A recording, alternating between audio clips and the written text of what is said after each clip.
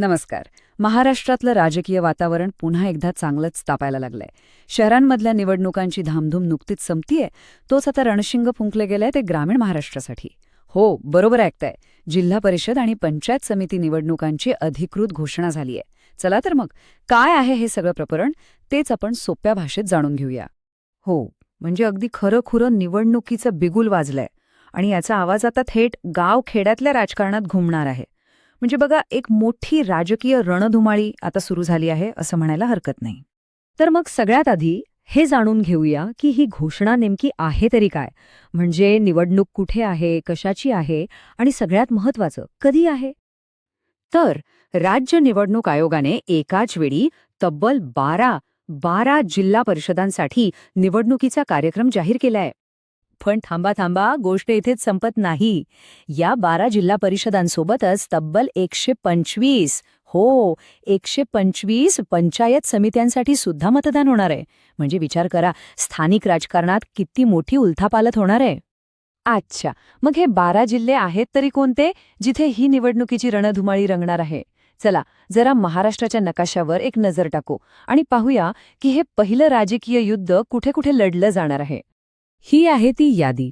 ह्यात पश्चिम महाराष्ट्रातले मोठे जिल्हे आहेत: पुणे, सातारा, सांगली, सोलापूर आणि कोल्हापूर. मग कोकण किनारपट्टीवरचे रायगड, रत्नागिरी, सिंधुदुर्ग. आणि मराठवाड्याचा विचार केला तर छत्रपती संभाजीनगर, परभणी, धाराशिव आणि लातूर. म्हणजे बघा, पश्चिम महाराष्ट्र, कोकण आणि मराठवाडा या सगळ्याच पट्ट्यांमध्ये आता राजकीय वातावरण चांगलंच तापणार आहे. चला, जिल्हे तर कळाले, पण आता येतो सगळ्यात महत्त्वाचा मुद्दा. तारखा काय आहेत? कॅलेंडरवर खुणा करून ठेवायला हव्यात, कारण निवडणूक आयोगाने अगदी अर्ज भरण्यापासून ते थेट निकालापर्यंतचा सगळा कार्यक्रम जाहीर केलाय. हे बघा, हे आहे पूर्ण वेळापत्रक. 16 ते 21 जानेवारी या काळात उमेदवार आपले अर्ज दाखल करतील. मग थोडा प्रचाराचा धुराळा उडेल आणि त्यानंतर थेट 5 फेब्रुवारीला असेल मतदानाचा दिवस. आणि सगळ्यात भारी म्हणजे निकालासाठी जास्त वाट पाहावी लागणार नाहीये, कारण फक्त 2 दिवसांनी म्हणजे 7 फेब्रुवारीलाच मतमोजणी होईल आणि निकालसुद्धा जाहीर होतील. सगळं कसं एकदम झटपट होणार आहे. आता निवडणुकीची घोषणा झाली म्हणजे काही नियम आणि कायदे सुद्धा आलेच. आणि हे नियम ह्या घोषणेसोबतच तात्काळ त्या 12 जिल्ह्यांमध्ये लागू झाले आहेत. एक विशिष्ट नियमावली असं आपण म्हणू शकतो. आणि ही नियमावली म्हणजे दुसरं तिसरं काही नाही तर आदर्श आचारसंहिता. म्हणजे ज्या क्षणी निवडणूक जाहीर झाली त्याच क्षणापासून ही आचारसंहिता या 12ही जिल्ह्यांमध्ये लागू झाली. याचा सोपा अर्थ काय?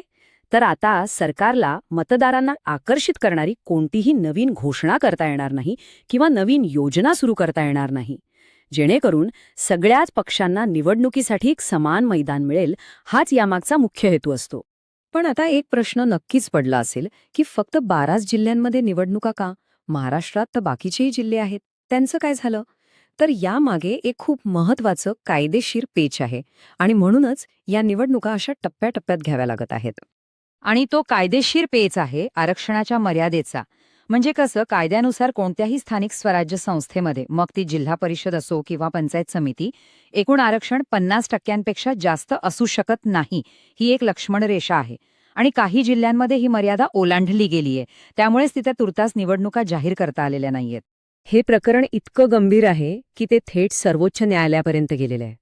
आणि न्यायालयाने आरक्षणाचा हा गुंता सोडवण्यासाठी निवडणूक आयोगाला थोडी मुदतवाढ दिली आहे. याचाच अर्थ ज्या जिल्ह्यांमध्ये आरक्षणाची 50% मर्यादा ओलांडली गेलीय तिथल्या निवडणुका आता लगेच होणार नाहीत, त्या दुसऱ्या टप्प्यात घेतल्या जातील.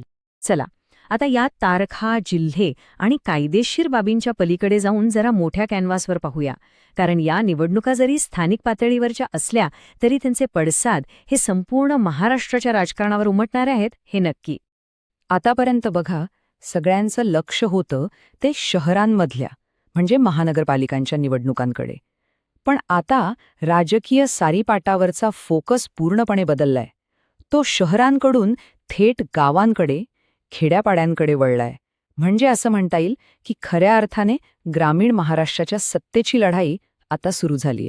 आणि यामुळेच एकच मोठा प्रश्न आता सगळ्यांच्या समोर आहे की यावेळी ग्रामीण महाराष्ट्र आपला कौल कोणाच्या पारड्यात टाकणार. याचं उत्तर तर आपल्याला 7 फेब्रुवारीलाच मिळेल. पण तोपर्यंत राजकीय चर्चा, अंदाज आणि विश्लेषणांना मात्र एक जबरदस्त उधाण आलेलं असेल यात काहीच शंका नाहीये. चर्चांसाठी आणि नवीन व्हिडिओंसाठी आताच आमच्या चॅनलला सबस्क्राईब करा.